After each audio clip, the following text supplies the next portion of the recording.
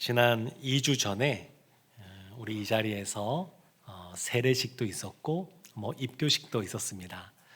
근데 제가 이 자리에서 성도님들이 우리 세례 받으시는 분, 입교하시는 분들이 짧게 예수님은 나에게 어떤 분이시는지 신앙 고백하는 시간들이 있습니다만 그건 너무나 짧게만 듣는 것이고, 저는 그분들을 그 전날 문답하면서 그분들이 어떻게 예수를 만나게 되었는지, 예수를 만나기 전과 이후에 어떤 변화가 있는지, 이런 것들을 묻고 듣는 시간들을 갖습니다.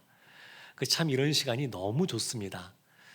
특별히 나이가 들어서 예수님 믿은 분일수록 이와 같은 예수님 믿기 전과 후가 분명하고, 태어날 때부터 모태신앙으로 신앙생활을 시작하여서 아직은 어린 중학생 때 입교를 하는 경우에는 이것이 보다 분명하진 않는 모습도 보게 됩니다.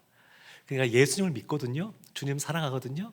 그렇지만 바울처럼 뜨겁게 예수를 만난 그런 경험을 하지 못한 그러한 중학생들도 만나게 되고, 또 입교를 뒤늦게 하는 청년들은 보게 되면 확실한 믿음의 고백과 예수를 만난 경험을 갖고 있는 그러한 때도 많이 있습니다.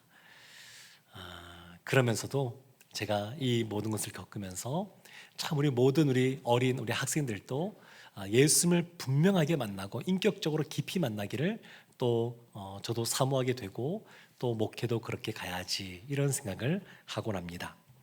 오늘 본문 말씀 보게 되면 반복해서 나오는 말씀이 나옵니다. 사도행전에 동일한 사건인데 3번 반복해서 나오는 사건들이 있습니다. 첫 번째는 베드로 사도가 고넬료를 만나는 사건입니다. 성령께서 그에게 환상 가운데 잡아먹으라 라고 하는 그러한 음식을 보여주시는 장면들이 나왔었고, 그리고 그 이후에 고넬료 집에 가서 복음을 증거했더니 이방인인 고넬료 가정이 예수를 믿는 사건이 나오는데, 사도행전에 3번 나옵니다. 3번. 또 3번 나오는 것이 있습니다. 그게 뭐냐면 사도 바울이 다메섹으로 가는 길에 부활하신 예수를 만난 사건입니다. 사도행전 9장에도 나오고, 오늘 본문인 사도행전 22장에도 나오고, 뒤에 26장에도 나옵니다. 그러면 왜 이 사건들은 3번씩이나 반복해서 나올까요? 동일한 사건인데 중요하니까 중요하니까 하는 겁니다. 고넬료와 관련된 사건은 하나님이 이방인 선교의 문을 여는 그러한 아주 중요한 사건이었고, 그리고 부활하신 예수님이 이 바울을 만나는 사건은 이 바울이 일평생 이방인의 사도로 쓰임 받을 때 처음 부름 받는 그러한 사건이기 때문에 아주 중요합니다. 그렇다 그래서 똑같은 사건이 그대로 기록된 것은 아닙니다. 사도행전 9장에서는 누가의 시점, 3인칭 시점에서 바울이 어떻게 예수를 만났고 그 이후에 아나니아와 어떤 대화를 했는지의 중점에서 그 얘기가 기술된다 그러면, 사도행전 22장은 그것이 아니라 22장과 26장은 바울의 입장에서 1인칭의 그러한 시점에서 바울이 내가 그때 예수님을 이렇게 만났다라고 하는 간증의 내용이 담겨져 있습니다. 그래서 오늘 본문의 말씀은 사도 바울이 내가 만난 예수님을 간증하는 내용이라고 할 수가 있습니다. 1절 말씀에 이렇게 사건이 시작이 됩니다. 부형들아, 내가 지금 여러분 앞에서 변명하는 말을 들으라. 부형들아, 이렇게 얘기하죠. 이 부형들, 나의 아버지, 나의 아버님들, 또 형제, 우리 형님들, 이렇게 말하고 있는 거 아니겠습니까? 근데 지금 요 사건 바로 앞에 어떤 일이 벌어졌냐면, 바로 직전에 이 유대인들이 바울을 죽이고자 했었습니다. 살기등승한 모습으로 때리고 밟고 죽이고자 하는 그 상황 속에 천부장과 군인들이 와서 바울을 간신히 빼낸 그런 상황입니다. 지금 나를 죽이고자 하는 사람들에게 바울이 온유한 모습으로 온화하게 부형들아, 이렇게 말하고 있는 겁니다. 부형들아. 바울이 아나니아를 만났을 때에 아나니아도 처음에 바울에게 가기를 싫어했습니다. 다메섹에 예수 믿는 사람을 잡으려고 한다고 라는 것이 소문이 쫙 퍼지기 때문에 그 바울에게 하나님이 가라고 했을 때 아나니아가 왠지 가기를 꺼려했었습니다. 그렇지만 순종하는 마음으로 가게 되었는데, 오늘 말씀에 나오지만 13절 말씀에 보면 아나니아가 이렇게 호칭합니다. 형제 사울아, 이렇게 말합니다. 형제 사울아, 형제라고 불러요. 형제라고. 그러니까 이 바울이 자신의 동족을 향한 애틋한 마음이 있다는 것을 알 수 있습니다. 그리고 우리가 그리스도 안에서 한 형제라고 하는 것을 다시 한 번 더 확인할 수 있습니다. 근데 보면 1절 말씀에 부형들아 라고 하면서 내가 여러분 앞에서 지금 변명하는 말, 이게 번역이 변명이라고 돼서 약간 좀 부정적인 이미지가 있는 것 같지만, 원래 이 헬라어 단어는 변호입니다. 변호. 무엇인가 법정에서 자신을 변호하는 거예요.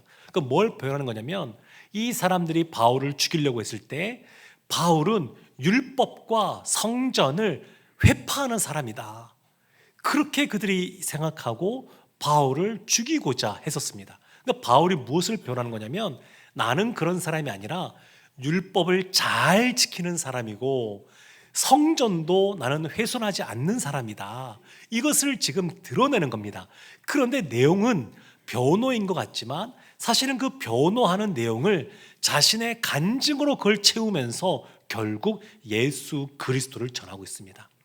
변호인 것 같지만 사실은 복음을 증거하고 있습니다. 그래서 오늘 말씀 시간에 바울이 예수님을 만나기 이전, 비포, 그 이전과 예수님을 만나는 과정, 그리고 예수를 만난 이후, 이렇게 구분지어서 내용을 좀 살펴보려고 합니다. 오늘 3절 말씀에 예수를 만나기 이전에 바울의 모습이 나오는데, 우리 3절 말씀 함께 합독하겠습니다. 나는 유대인으로 길리기아 다소에서 났고 이 성에서 자라 가말리엘의 문화에서 우리 조상들의 율법에 엄한 교훈을 받았고 오늘 너희 모든 사람처럼 하나님께 대하여 열심히 있는 자라. 아멘. 뭐라고 말하냐면, 나는 유대인이다, 유대인. 여러분들처럼 나도 유대인입니다. 그래서 히브리 말로 말하는 겁니다. 나도 유대인입니다. 더불어 나는 길리기아 다소 출신입니다. 디아스포라 출신이라는 것이죠. 이 당시 성전에 예루살렘에 사는 유대만 있었던 것이 아니라 그냥 열방 각지에, 세계 각지에 흩어졌던 디아스포라 유대인들도 많이 와 있었습니다. 그러니까 공감대가 형성되는 겁니다. 오늘날도 보면 뭔가를 변호하고 변증할 때 상대방에 대해서 공통점을 말하거나 그의 좋은 점을 말하거나 그렇게 시작하지 않습니까? 바울이 부형들아 이렇게 말하면서 여러분들과 나 사이에 공통점이 있습니다. 나도 유대인이고 나도 디아스포라 출신입니다, 이렇게 말하는 겁니다. 그러면서 다소에서 태어났지만 이 성에서 자라, 이 성은 예루살렘 성을 말합니다. 어린 시절을 예루살렘에서 자라면서 가말리엘의 문화에서 우리 조상들의 율법에 엄한 교훈을 받았다. 가말리엘의 문화, 이 가말리엘은 이 당시에 최고의 석학으로 꼽히던 사람입니다. 기억을 더듬어 보면 이 사도행전 5장 34절에 가말리엘을 이렇게 표현합니다. 율법 교사로 모든 백성에게 존경을 받는 자. 율법 교사로 모든 백성의 존경을 받는 사람. 유대인이라 그러면, 기독교인이 아니어도, 그리스도인이 아니어도 유대인이라 그러면 다 존경하던 사람이 가말리엘입니다. 그 가말리엘 밑에서 내가 배웠다는 겁니다. 최고의 학문을 했던 사람. 그러니까 나는 율법을 모르는 사람이 아니라 최고의 학문을 한 사람입니다. 사실 바울이 이런 자기 자랑을 잘 안 하지 않습니까? 근데 지금 자기 자랑처럼 보이는 일을 하고 있습니다. 여러분들 내가 모르는 것 같지만 나도 율법 알 만큼 아는 사람이고 최고의 사람에게 그것을 배워서 엄격하게 그 교훈을 지켰던 사람입니다, 이렇게 말을 하고 있습니다.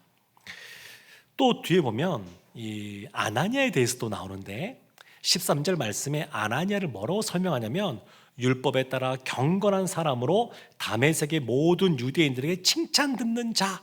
그러니까 본인과 관련된 사람들이 할 때 율법에 능하고 율법에 경건하고 사람들에게 존경받고 그리스도인이든 비그리스도인인 유대인이든 다 존중해 주는, 칭찬해 주는 그러한 가말리엘, 아나니아, 이런 사람들이 본인과 연관되어져 있다, 이것을 지금 말하고 있습니다. 그러면서 아주 눈에 띄는 표현이 뭐냐면 3절 끝에 이렇게 있죠. 오늘 너희 모든 사람처럼 하나님께 대하여 열심히 있는 자, 나도 너희처럼, 여러분처럼 하나님께 대하여 열심히 있습니다. 열심히 있는 사람이다, 이게 표현합니다. 참 열정이 있다고 하는 것, 열심히 있다고 하는 것, 너무너무 좋은 겁니다. 열정이 없는 것도 문제죠. 그러나 다만 잘못된 열정도 있습니다. 잘못된 열심도 있습니다. 그래서 그것이 더 큰 문제가 되기도 합니다. 그래서 이 열정이 있느냐, 이거보다 더 중요한 건 뭐냐면 방향성입니다. 방향성. 내가 바른 방향을 갖고 있느냐, 이것이 더 중요합니다. 세상에서도 보면 열정 없는 사람, 열심 없는 사람이 세상에서 성공하는 것을 보는 경우가 드뭅니다. 보통은 세상에서도 열정과 열심을 갖고 또 열심히 삶을 또 살아가는 사람들, 또 살아내는 사람들, 그런 사람들이 높은 지위에 올라가기도 하고 성공의 그러한 모습을 취하기도 합니다. 유명한 그러한 그 대중 강사들이 있죠. 김창옥 씨라든지 또 김미경 씨라든지 보게 되면 특징들이 뭐냐면 다 열정이 있어요. 유명한 강사치고 그냥 힘 빼고 엉성하게 얘기하는 경우 잘 못 봤습니다. 때로는 논리가 좀 약한다는 할지라도 파토스의 사람들이 설득됩니다. 그래서 열정을 가지고 무엇인가 설명하면 사람들이 마음에 감동을 받고 자신의 생각을 바꾸기도 합니다. 신앙에 있어서도 그런 부분이 있습니다. 좋은 신앙이란 어떤 신앙이냐면 열정이 있는 신앙입니다. 차가운 신앙과 뜨거운 신앙이 다 좋은 신앙이 아닙니다. 그러니까 좋은 신앙에는 두 가지가 있는 게 아닙니다. 좋은 신앙에는 차가운 신앙은 없어요. 좋은 신앙에는 뜨거운 신앙만 있습니다. 모든 좋은 신앙은 다 열정과 열심이 있는 그러한 신앙입니다. 다만 여기에서 열정이라고 하는 것은 어떤 외향적인 성향을 말하는 것이 아닙니다. 성격적으로 원래 적극적이고 쾌활한 사람이 있죠. 그런 것을 말하는 것이 아닙니다. 여기서 말하는 열정, 신앙의 열정이라고 하는 것은 마음속에 하나님을 향한 뜨거운 열망을 갖고 있는 것, 하나님으로부터 부름받고 받은 사명을 완수하기 위하여 열심히 달려가는 그러한 모습이 신앙의 열정이라고 할 수 있습니다. 다만 신앙의 열정도 잘못된 것이 있습니다. 이단들 같은 경우에 보게 되면 올바르게 하나님을 향하여서 열정을 갖고 있는 걸 나가는 것이 아니라 다른 것에 마음이 빼앗깁니다. 하나님이 아닌 사람에게, 유대인들도 하나님 그분 자체가 아닌 율법에 그들의 열정을 쏟고 있습니다. 율법의 주인이신 하나님이 아니라 그냥 그 율법 그 자체에 매여서 그것을 추구하는 삶을 그들이 보여주었습니다. 그렇기에 그들이 예수님을 십자가에 못 박은 것이고, 이단과 사이비 중에서 보통 정통 교회보다 더 열심히 있는 모습이 왜 나타나느냐? 그들은 하나님 그분 자체에 집중하지 않기 때문에 그렇습니다. 다른 것에 그들이 집중하다 보니까 그런 모습이 나타납니다. 뿐만 아니라 사도 바울이 나는 여러분처럼 열심히 있는 사람인데, 그뿐만 아니라 4절과 5절에 이렇게 말합니다. 내가 이 돌을 박해하여 사람을 죽이기까지 하고 남녀를 결박하여 옥에 넘겼노니 이에 대제사장과 모든 장로들이 내 증인이라. 그러니까 이 돌을 박해하는 것, 예수 그리스도를 전하는 이 복음을 박해하는 것, 내가 원래 앞장서던 사람입니다. 심지어 스데반을 죽이는데 주도했던 사람이 납니다. 그리고 그 다메섹까지, 그 먼 지역까지 쫓아가서 예수 믿는 사람들을 결박해서 끌고 오려고 했던 사람이 바로 납니다. 여러분들이 지금 예수 믿는 또 복음을 증거하는 사도 바울인 자신을 죽이려고 했는데, 사실은 나도 예전에 그런 모습이었습니다. 그런 모습. 난 율법을 모르는 사람도 아니요, 율법을 안 지키는 사람도 아니요, 누구보다 그것을 잘 알고 있고 열심히 지켜왔고, 그렇지만 지금 내가 또 여러분들처럼 박해하는 자의 모습 속에도 있었습니다. 이런 이야기를 하고 있습니다.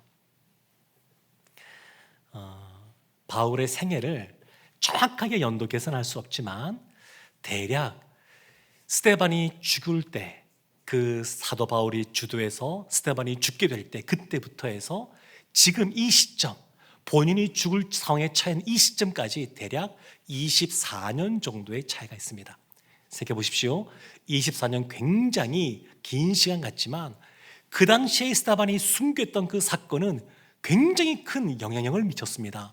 그것 때문에 그 일을 계기로 해서 교회가 핍박을 받기 시작했고 성도들이 박해를 받으면서 각지에 흩어지기 시작했습니다.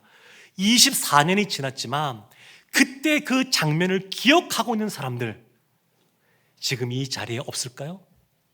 아마 있을 겁니다. 그러니까 바울이 확실하게 말하죠. 여기에 있는 대제사장과 모든 장로들이 내 증인이다. 내 증인. 내가 누구보다 율법을 열심히 배우고 또 열심을 내어 율법을 지켜왔고 예수 믿는 사람을 박해하는데 앞장선 사람이라는 것을 여기 있는 대제사장과 모든 장로들이 증인이다. 그러니까 사람들이 보는 겁니다. 이 바울이 어떤 사람이냐면 그 당시에 유대교에 있어 아주 각광받던 지도자, 차세대 지도자였습니다. 행동대장이었습니다. 사람들이 다 아는 거죠. 이 사람이 이렇게 변할 줄이야 상상을 또 못했다. 어떻게 예수 믿는 사람을 박해하고 더군다나 남자만 그 당시에 옥에 가뒀는데 남자만이 아니라 여자도 옥에 가뒀던 이 사람, 사람을 순교까지 하게 한 사람, 이 사람이 어떻게 예수를 믿게 되었느냐. 믿을 수 없는 거죠. 사람이 이렇게 변할 수 있습니까? 근데 그것을 대제사장, 그들이 존경하는 대제사장과 장로들이 증인이라고 분명하게 이야기하고 있습니다. 이것이 예수 믿기 이전의 바울의 모습입니다. 율법에서 열심히 있고 예수 믿는 사람을 박해하던 사람. 그런데 이 바울이 예수를 만났습니다. 예수를 만났어요. 그 예수를 만나는 장면이 6절에 이렇게 나옵니다. 가는 중 다메섹에 가까이 갔을 때에 오정쯤 되어 호련히 하늘로부터 큰 빛이 나를 둘러 비치매. 다메섹으로 가는 길에 부활하신 예수님이 밝은 빛으로 찾아오셨습니다. 항상 예수님은 먼저 찾아오십니다. 우리가 예수님께 먼저 나온 것 같지만 아니요, 그렇지 않습니다. 예수님이 먼저 손을 내밀고 기다리고 계신 겁니다. 참 지난 몇 년 동안 우리 교회 공동체에 감사한 것들이 많이 있는데 그 중에 하나는 수십 년 세월 동안에 한 번도 교회에 온 적이 없는데 교회에 와서 처음 신앙생활 시작하시는 분들이 많아졌다는 겁니다. 또 10년, 20년, 30년 신앙생활을 멈춰 있었는데 그 신앙의 방학 기간을 끝내고 다시 신앙생활을 시작하신 분들도 많이 생겼습니다. 너무너무 감사한 일입니다.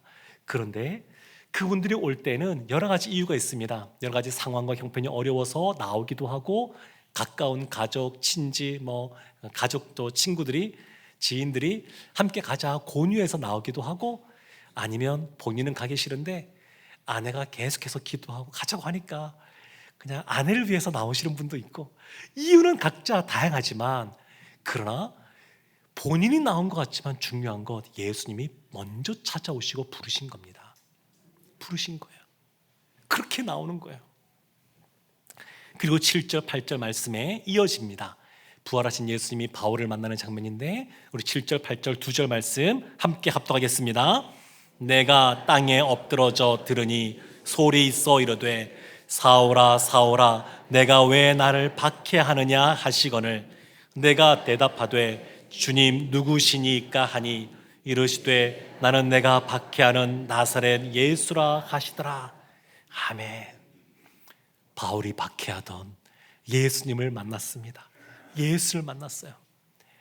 바울이 지금 새 시간이 한참 지난 이때, 한참 지난 20년이 넘은 이때 그때 만났던 장면을 지금 다시 간직하고 있는 겁니다.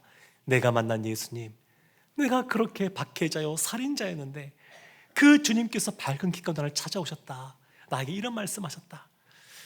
근데 우리가 신앙생활 하면서도 이런 하나님을 만나고 경험하죠.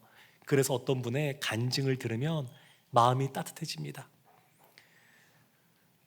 그렇게 예수님이 놀라운 역사를 행하신 것을 들으면 그걸 통해서 하나님의 새로운 은혜를 발견하게 되고 그리고 다시 한 번 더 새 마음으로 믿음 생활을 더 해야 되겠다 이런 결단도 하게 됩니다.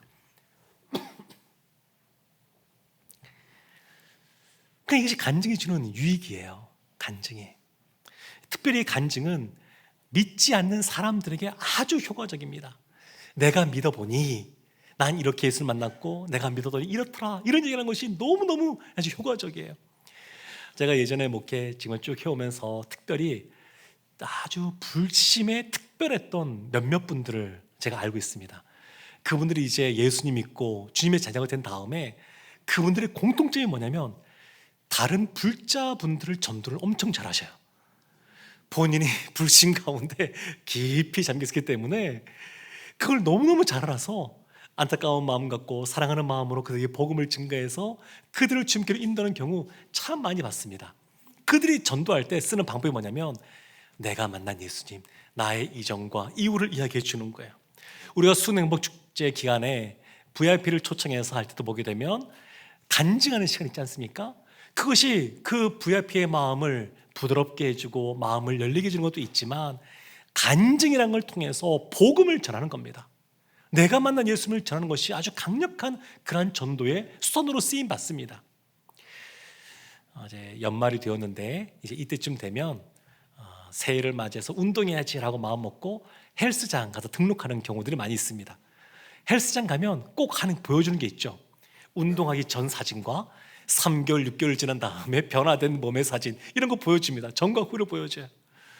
뭐 다이어트도 그런 것 같습니다. 다이어트 제품들 파는 거 보게 되면 그것을 먹기 이전과 먹은 이후의 모습을 비교해서 보여줍니다. 또 뭐 화장품도 그런 것 같아요. 이것을 쓰기 이전과 쓴 이후에 그 아주 매끈하고 부드러워진 그 피부의 모습을 딱 보여주면서 광고를 하면 아주 효과적이지 않습니까? 사실은 이 간증이라는 것이 이런 역할도 사실은 합니다. 이런 효과도 있어요. 그래서 내가 만난 예수님을 전하는 것 굉장히 중요합니다. 그러나 조심해야 될 것도 있습니다. 간증을 하면서 자신이 드러나기가 쉽습니다. 간증은 지금 바울도 보면 예수님이 찾아오신 건 아니겠습니까? 그래서 놀라운 경험을 하지 않습니까? 그런데 이것을 통해서, 간증을 통해서 하나님이 드러나고 하나님이 영광을 받으시는 걸로 결론 짓지 않고 마치 내가 뭔가 대단한 사람인 것처럼 그것을 드러내기 시작하면 간증이 유익이 아니라 오히려 해악이 되는 경우도 있습니다. 그래서 간증은 조심해야 될 부분도 분명히 있습니다. 바울이 그 예수를 만났습니다. 주님께서 하신 말씀이, 처음 하신 말씀이 사울아 사울아 내가 왜 나를 박해하느냐, 나는 내가 박해하는 나사렛 예수라, 이런 말씀하십니다. 그러니까 지금 보면 바울이 언제 예수님을 만나서 박해한 적이 사실 없거든요. 그 예수 믿는 그리스도인들을 박해했습니다. 예수 믿는 그리스도인을 박해하는데 그게 사실은 복음을 박해한 것이고 복음이신 예수 그리스도를 박해하는 겁니다. 지금 그런 모습이 이제 바울 가운데 있었습니다. 그리고 이제 예수 만남 이전에 또 만난 과정, 그럼 이제 만난 이후에 어떻게 그의 삶이 펼쳐지는지가 나오게 되는데 10절 말씀에 이렇게 나옵니다. 우리 10절 말씀 함께 합독하겠습니다. 내가 이르되 주님 무엇을 하리이까? 주께서 이르시되 일어나 다메섹으로 들어가라. 내가 해야 할 모든 것을 거기서 누가 이르리라 하시거늘. 다메섹으로 들어가서 내가 할 모든 것을 거기서 누가 이루겠다. 좀 이상하지 않습니까? 이왕 예수님이 찾아오신 것, 그 자리에서 다 알려주면 좋잖아요. 그 자리에서 내가 너를 이방인의 사도로 불렀다, 알려주시면 좋잖아요. 근데 그렇게 안 하시고 다메섹에 들어가서 기다리면 누군가 올 것이다. 그 누군가가 누구냐면 아나니아죠. 아나니아를 통해서 또 그 입술을 통해서 너는 이방인의 사도로 부름받아서 이야기를 듣게 하십니다. 왜 이렇게 하실까? 이유는 다 모르지만 이런 모습이 많이 있습니다. 그냥 하나님이 스텝 바이 스텝으로 보여주시는 거예요. 한 번에 다 보여주시면 좋을 텐데 그렇게 안 하고 스텝 바이 스텝으로 보여주셔요. 우리가 운전하다 보게 되면 간혹 대관령길, 제가 가끔 이제 부모님이 거기 계시니까 지나가는데 대관령 지나다 보게 되면 뭐 강릉에서는 안 그랬는데 올라오다 보면 그 대관령에 안개가 쫙 낄 때가 많이 있습니다. 안개가 끼는데 그날 마침 비라도 온다 그러면 더 쉽지 않고요. 날이 어두우면 더 그렇고요. 그럼 약간 걱정이 들죠. 잘 갈 수 있을까? 앞이 잘 안 보이니까요. 가시거리가 확 줄어들었으니까 차는 달리고 있고, 물론 속도는 줄였지만 걱정이 될 때가 있습니다. 그런데 그 눈에 보이는 만큼만 속도는 줄었지만 그 길을 달리다 보게 되면 어느 순간 목적지에 도착해 있습니다. 하나님이 모든 걸 다 안 보여주십니다. 안 보여주시고 바로 앞에만 보게 하세요. 그리고 그 한 걸음 한 걸음 나가게 할 때 앞이 다 보이지 않지만 우리의 인생을 책임지시는 그 하나님, 우리의 삶을 이끄시는 그 하나님, 나를 향한 계획을 갖고 계신 그 하나님, 그 하나님을 바라보고 믿음으로 그 길을 걷게 하십니다. 다 안다 그러면, 우리의 인생이 어떻게 펼칠지 다 안다 그러면 누가 그렇게 믿음 생활을 잘하겠습니까? 다 아는데. 그 하나님이 다 보여주지 않으신 거예요. 그냥 답답한 마음 좀 있을지 몰라도 한 걸음 한 걸음 그 발걸음을 내디디게 하셔서 그러면서 주님의 길을 걷게 하십니다. 11절 말씀에 이어지는 말씀인데, 우리 11절 말씀 함께 합독하겠습니다.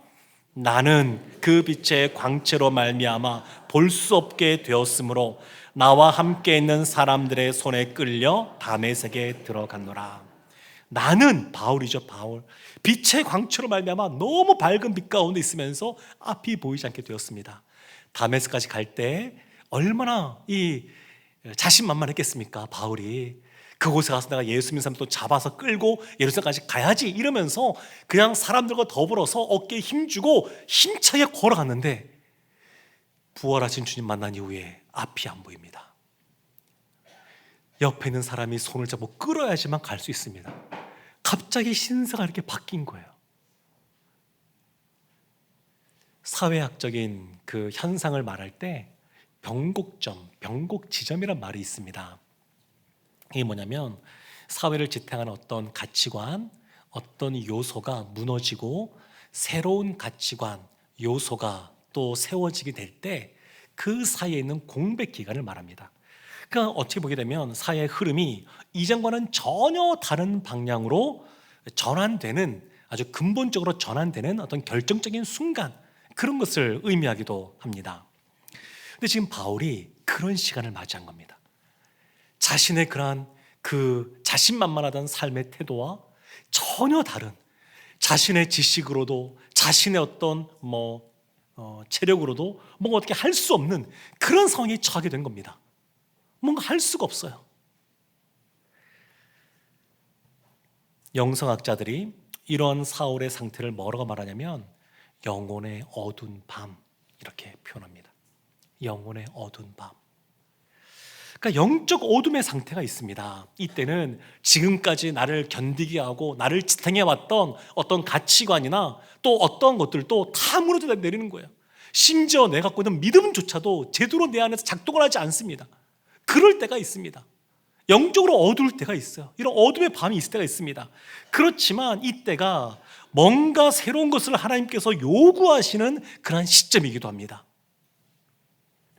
하나님이 우리를 한 곳에서 다른 곳으로 옮기실 때에 이와 같은 영적 어둠을 겪게도 하십니다. 요셉이 아버지 밑에서, 물론 어머니는 일찍 돌아가셔서 그랬지만 아버지 밑에서 자색 옷을 입고 사랑받으며 살다가 형들에게 팔려서 애굽으로 가게 되었습니다.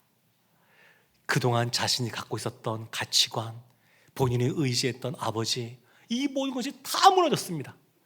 앞으로 어떤 일이 그의 삶에 펼쳐질지 모르는 상황에서 팔려가게 되었습니다.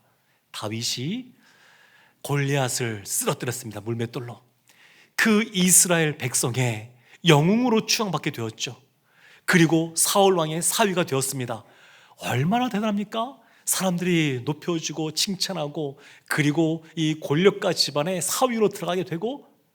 그런데 이랬던 다윗이 얼마 지나지 않아서 사울 왕에게 쫓겨다니면서 광야에서 지내게 되었습니다. 자신의 목숨을 부지할 수 있을지 없을지도 모르는 상황입니다. 그런 상황에 처하게 된 겁니다. 앞으로 미래가 어떻게 펼칠지 도저히 그것을 예측할 수가 없습니다. 영적 어둠의 상태에 있는 사람들의 겪는 공통적인 특징이 있는데, 그게 뭐냐면 미래를 예측할 수 없다는 겁니다. 몰라요. 앞날이 그려지지가 않아요. 그런 시간들을 보냅니다. 그런데 시편 18편을 보게 되면 다윗이 모든 원수들의 손에서 살아나고 사울 왕의 그런 위협으로부터 벗어나게 된 날, 다윗이 하나님 앞에 고백하면서 찬양한 내용이 나오는데 뭐라고 말하냐면, 하나님이 나를 높은 곳에 있게 하시고 나의 지경을 넓히셨습니다, 이런 얘기를 합니다. 영적 어둠의 그러한 상태, 광야의 시간을 보낼 때 그전에는 알지 못하고 보지 못했던 높은 차원에서의 그러한 시각을 갖게 되었고, 그리고 그의 마음이 넓어지게 되었다고 바울이 고백하고 있습니다. 다윗이 고백합니다. 사랑하는 성도 여러분, 바울도 비슷한 시간들을 보냅니다. 그래서 14절부터 보게 되면 아나니아를 통하여 하나님이 부르시고 사명 주시는 내용이 나오는데 이런 말씀들이 이어집니다. 14절에 그가 또 이르되 우리 조상들의 하나님이 너를 택하여 너로 하여금 자기 뜻을 알게 하시며 그 의인을 보게 하시고 그 입에서 나오는 음성을 듣게 하셨으니, 15절, 내가 그를 위하여 모든 사람 앞에서 내가 보고 들은 것에 증인이 되리라. 증인이 될 것에서 말씀하십니다. 16절, 이제는 왜 주저하느냐, 일어나 주의 이름을 불러 세례를 받고 너의 죄를 씻으라 하더라. 지금 바울이 간증하고 있습니다. 그게 뭐냐면 아나니아가 나에게 이렇게 말했다는 건데, 일어나 주의 이름을 불러 세례를 받고 너의 죄를 씻으라. 근데 지금 바울이 간증의 형식으로 말하고 있지만 이 말을 지금 누구에게 하고 있는 거냐면 유대인들에게 하고 있는 겁니다. 너희도 일어나서 너희도 주 예수의 이름을 부르고 너희도 세례를 받고 너희도 죄 씻음을 받으라. 그렇게 말하고 있는 겁니다. 사랑하는 성도 여러분, 바울이 이렇게 말하고 있는 겁니다. 예수님이 나를 만나 주셨습니다. 그 예수님께서 여러분도 만나 주실 것입니다. 그리고 그 예수님은 오늘날 우리도 만나 주십니다. 사랑하는 성도 여러분, 간증이라고 하는 것, 하나님을 경험하는 것, 너무너무 우리 신앙생활에 유익이 있습니다. 예수님에 대해, 하나님에 대해 아는 정도만 가지고 전하는 것과 그 예수님을 인격적으로 만나고 그 예수님을 경험한 사람이 전하는 그 전도는 전혀 다릅니다. 아는 정도가 아니라 여전히 오늘날도 그 하나님이 살아계시고 우리의 삶 가운데 역사하신다고 하는 것을 경험한 사람은 전하는 것이 다릅니다. 그리고 그렇게 전할 때 하나님께서 주시는 더 큰 은혜를 경험하게 될 줄로 믿습니다. 사랑하는 성도 여러분, 혹시 아직 나는 누군가 모태신앙이고 또 누군가 전해준 예수님만 알고 있다 그러면 하나님이 오늘 그분들에게 갖고 계신 계획이 있다고 저는 믿습니다. 그 하나님은 여러분들이 이제 예수님을 경험하기를 원하십니다. 그 부활하신 그 예수님을 만나기를 원하고, 그냥 성경의 지식으로 아는 하나님이 아니라 내 삶에 여전히 살아계시고 역사하시는 그 하나님, 나를 찾아봐 주시고 나에게 손을 내밀어 주시고 나의 갈 길을 보여주시고 이끌어 주시고 힘을 주시는 그 하나님을 만나기를 원하십니다. 주님의 부르심에 순종할 때 우리의 삶에 간증이 있습니다. 이와 같은 간증이 넘쳐나는 우리 모두가 되기를 주님의 이름으로 축원합니다. 아멘.